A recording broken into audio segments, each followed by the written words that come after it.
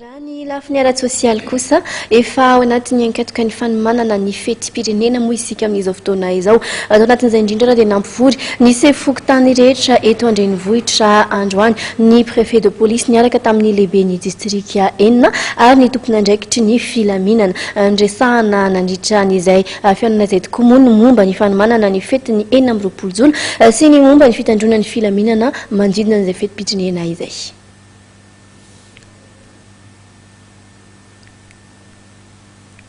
Eo anivon'ny préfet de police fa tsy azo atao ny mivarotra ny tsipopoka eny amoron-dalana ary manapoaka ireny amin'ny toerana saripady toy ny faritry ny hopitaly sy ny sekoly.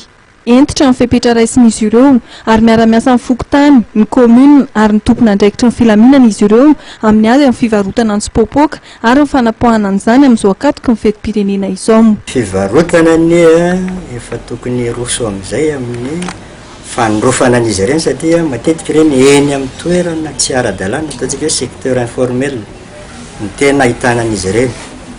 Dia tokony isy zany izay dia manantena ny fiara-miasa avy amin'ny commune ny fanrofana an'ireny satria tsy ara-dalàna na le entana amidy na le varotra mivarotra dia tokony horofina izy ireny ary ny sazy moa sazy miandrany dia efa averiko sy antanteriko fa misy ny sazy fanagadrana sy fanaovana lamandiny amin'izy ireny dia inona koa zany fa andraina ndraiky ny fandrifan'izay ny mpandro filaminana ary zay raha teo no iarahan'ireo commissariat sy ny fokotany mivory androany. Izy ireny iny tsy rehefa misava an'ireny tamin'izany sava an'ireny tamin'ny commissaire tsy mahita facture ianao tsy hita zay origine tsisy dossier d'importation izy ireny matetika hitako io zany mbola isina fiara-miasa ihany koa matetika ireny dia miditra ntsokosoko eto amintsika.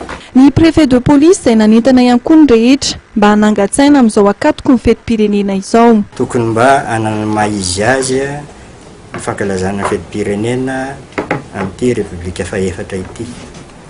Inona ny afatra omenan'ireo sefokotany? Ny afatra dia amin'ny hoe fanentanana amin'ny fananganan-tsaina. Manana ny zavatra manandanja tokoa io satria sady fanehoantsika ny fitiavan-tanindrazana no fanandratana amin'ny fiandrianam-pirenena. Efa misy ihany ireo manangan-tsaina eto Antananarivo dia izay hanehoana fisaorana fa entanina ihany kosa ireo izay mbola somary varimbariana no manadino mba oloha laharana itsika malagasy ponina eto Antananarivo amin'izay fananganan-tsaina izay. Zava-dehibe io ka dia manentana tsika rehetrarehetra isa tokantrano mba hanatanteraka fananganan-tsaina izany. Mivoatra indrindra ireo nandritra fionana teo amin'ny sefokotany rehetra eto Andrenivohitra niaraka tamin'ny préfet de police, ny lehiben'ny distrika enina ary ny tompon'andraikitry ny filaminana izay notanterahana tetsy amin'ny branche distrika voalohany tetsy Ambohità.